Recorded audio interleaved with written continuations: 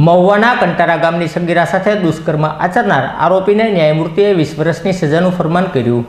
મહુવાના કંટાસર ગામે 2022ના વર્ષમાં સગીરા સાથે લાલજીભાઈ ચૌહાણ નામના નરાધમે દુષ્કર્મ આચર્યું હોવાની સગીરાની માતાએ મહુવા પોલીસ સ્ટેશને ફરિયાદ નોંધાવી હતી।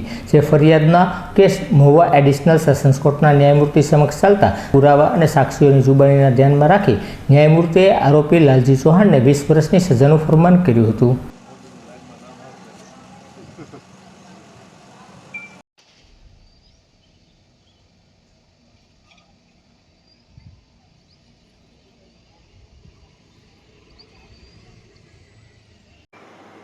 મારું નામ કમલેશ કેસરી છે। Additional district and sessions court Mahuva ખાતે સરકારી વકીલ તરીકે ફરજ બજાવું છું। મહુવા તાલુકાના કંટાસર ગામે ભોગ બનનાર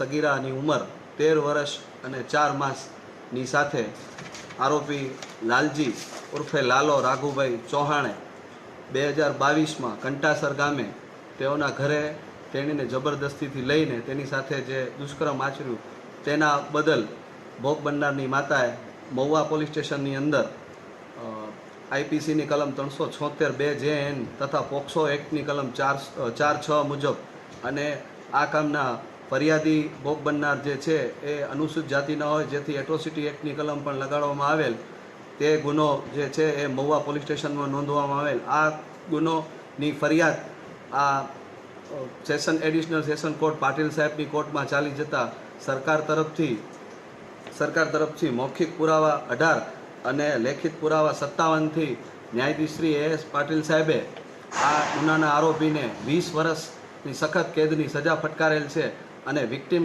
કમ્પેન્સેશન સ્કીમ તળે ભોગ બનનારને ₹4 લાખનો વળતરનો હુકમ જાહેર કરેલ છે।